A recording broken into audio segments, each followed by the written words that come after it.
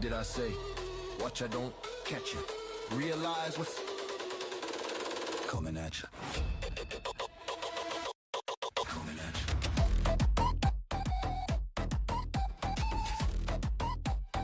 I am as Trey. Coming at you. Step aside. I am the Rorschach master. Welcome to the channel. I'm Trey Rorschach, and welcome back to The Good, The Bad, and The Ugly, where I go over my own gameplays in an aim to see what I'm doing right and what I'm doing wrong. So without further ado, let's get into round one. And in round one, a couple of things I want you to take note of here, and that is my Melusi placements for one. Now, I think 3 out of 4 of these are well placed. I do think these 3 in this little corner are a little too closely placed together. Let me know what you think in the comments. The second thing I want you to take a look at in this video is the fact that I could have opened the map up to challenge from different rooms using Melusi's shotgun. I don't actually utilize her shotgun very well at all, and you definitely could put some holes in some soft walls with her shotgun. The wall on the right there specifically, I don't know why I try shoot through with the submachine gun here. I should have just used the shotgun to knock some holes in that wall. The third thing I want you to take notice of is the angles I choose in this round to activate my gunfights. I'm not very visible. I'm a couple of rooms away from the breach when I'm looking at the breach when someone's trying to get through. And yeah, the tighter the angle, the darker the room, the more cover, the better. The fourth tip I've got for you is audio cues. Now, I use the audio cues from my Melusi's to get a kill in this round, and you want to be using the audio cues of footsteps and gadgets and taking dirty, nasty angles like that one there. There's another angle coming up in just a second when I go to the back of the room and try cover the breach.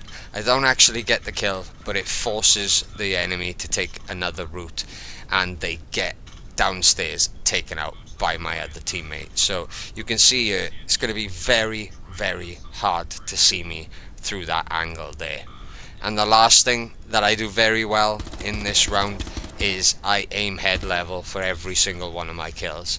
Whether they're crouching or standing, I use the audio cues of crouching and standing to determine where their head is, so to speak. Before we get into round 2, if you're enjoying the video, or if any of these tips so far has helped you, please like and subscribe. I'd really appreciate all the help I could get. So, what about round 2? Well, before the video actually starts to play, I'm gonna get ahead of the game here, because there's a lot to talk about when we talk about the bad and the ugly things of playing this game and your gameplay to match. So, here I pick part of the map that none of the enemy team uses. A lot of wasted traps, zero engagement, wrong placement on barbed wire and traps. I'm very, very, very, very, very lucky that my team generally mop up most of the team. There was one little tricky player at the end of this round that really wanted to win the round, but lucky enough my teammate played a lot better than me and actually got the kill. I felt pretty darn useless in this round. I was trying to anchor the rear end of the bomb site and make sure no one flanked them, but the enemy team weren't that smart. So sometimes it's worth playing a little dumber and pushing the opponents rather than just sitting at an empty part of the map waiting for absolutely nobody to run by. Another little tip to note there, that pistol is absolutely awful at breaking down any sort of soft barriers. Really accurate, but really crap damage. So I wouldn't be doing that in the future. Another quick tip I want to give you there is Thorn. His submachine gun's great, but if you can handle a machine pistol, use the shotgun, because the shotgun gives you options for rotates, head holes, foot holes, all those sort of tricks that can keep you alive during a gunfight or slow the enemy down. So just remember that when you're playing Thorn. Another thing I don't do very well in this clip here is I don't support my team well enough. I'm stuck at the back of this map. I don't push up on my teammates. I don't try flank the enemy. Even when it goes down to 2v1 from 4v1, I don't push up with my teammate and give him that back in. I do create a bit of a distraction. I absolutely miss all of my shots there that could have finished the game there and then for us. My teammate pushes up, gets killed. One of my other teammates eventually gets the kill. I try making some head holes here so I can peek into the next room, but as I do, my teammate cleans up the kill. Probably because of the distraction I made with the bullets going through the wall, but as you can see, I didn't do very much in that round whatsoever. So I would always support your teammates in every way possible, whether it's using your gadgets or backing them up against an enemy. So how do I do in round 3? Well, round 3, it takes me far too long to figure out what room I want to set up my thorn traps in. Those razor blooms, I'm trying to set up death rooms with 3 of them spaced apart and barbed wire to stop them entering any other rooms, so it's kind of like a trap. Usually I do it underneath hatches, which has been really beneficial for me because I really struggled getting thorn kills originally, but since I block off a corridor with barbed wire and put 3 of them spaced out down the corridor, they really have nowhere to run. So if they escape the razor bloom, they actually run into my gunfire because I play off my gadgets quite a lot. That's why I like using trappers like Malusi and Thorn, because it's quite distinctive when your traps go off and you can play off it. As for this little bit here, because I took too long, I nearly get bum rushed by a shield. Super funny kill coming up here. That razor bloom was absolutely perfectly placed. He sets it off in a minute, turns around, get an easy kill. He actually sets off both razor blooms, so I didn't really need to throw that second one. I could have waited and saved that razor bloom for a little further in the video. I did destroy a team gadget because they had a Valkyrie cam up above, which my razor bloom destroyed, so be careful where you put those traps. Be careful where you put those traps, because you can destroy your teammates' traps at the same time.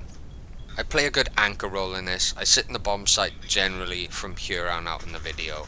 I keep going back and forth to different rooms to cover different angles and check we're not getting flanked.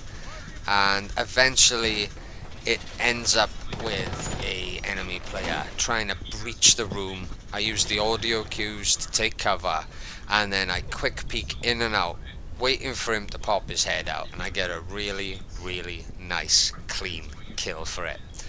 So my advice that I'd give from this round is get your site setup done as quickly as possible, because you don't want to be caught out by the enemy team like I nearly was, and place your traps wisely. Learn where to place your traps and where they're most effective. In a second now you'll see the kill I was talking about. I enter that little room on the right and I have to run back in quickly and take cover because I'm out in the open, and that's the last place you want to be when someone's breaching a wall to the bomb site. So I retreat back to basically where I am here, cover myself with the little trap so he doesn't come through that doorway, and as I'm trying to figure out where he is, he starts to breach the wall. So watch this kill, guys. It is one of my more skillful kills. I'm trying to do this a little more often because it does give you peeker's advantage every time you peek, and as you see, holding head level gives me that really easy kill. While I've got a bit of time before we go into round 4, I'd like you to leave a comment of your favourite operator you like to use. What gadgets are your favourite to use? And if you have any tactics you use with these gadgets and operators, as I'm an average player at best. I'd like to get some tips from you guys who've been playing the game a little bit longer, so I can pass them on to my viewers. So let's get into round 4. I don't really do a lot in round 4. What's the best way to put this? I sit on one of the windows and I bait and cause as much of a distraction as possible. Now, I know this kind of play is kind of frowned upon, but you'll see how it works for the occasional round if you watch this clip right to the end. You'll see how I cover my teammates really well as they're planting the bomb, making sure that the last player can't come round, flank them and defuse. I get a revive in this as well. My teammate gets picked off the window I'm aiming at twice. We both should have probably moved and tried a different direction to try flanking. Maybe came in at the ground level might have been a good idea. But standing outside, out this single window, waiting for so long like I do, is not much help to my teammates at all. You want to be as much help to your teammates as possible. Now, a few of my air jabs go off. I miss getting the kill or the assist on those because I'm not actually in the building. I haven't got a great line of sight. There's not much I can see through this little breaching window. The only thing I can see is the hallway over there. And that's exactly where I get the final kill of the game, to stop that last player flanking my opponent.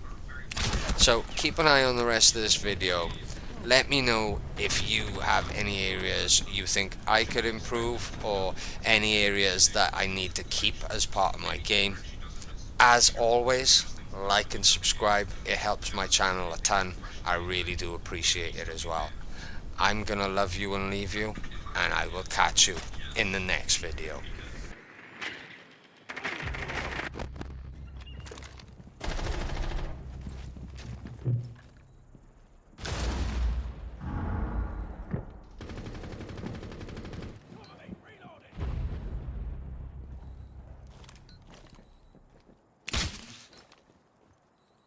Op 4 last operator standing. Tag located. Right enemy devices.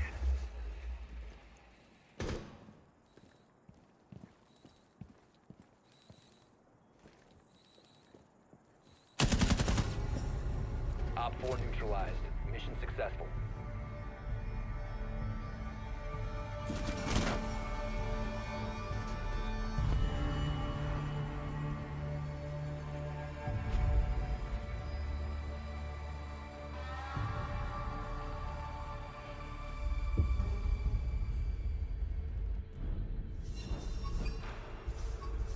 The Rorschach Master.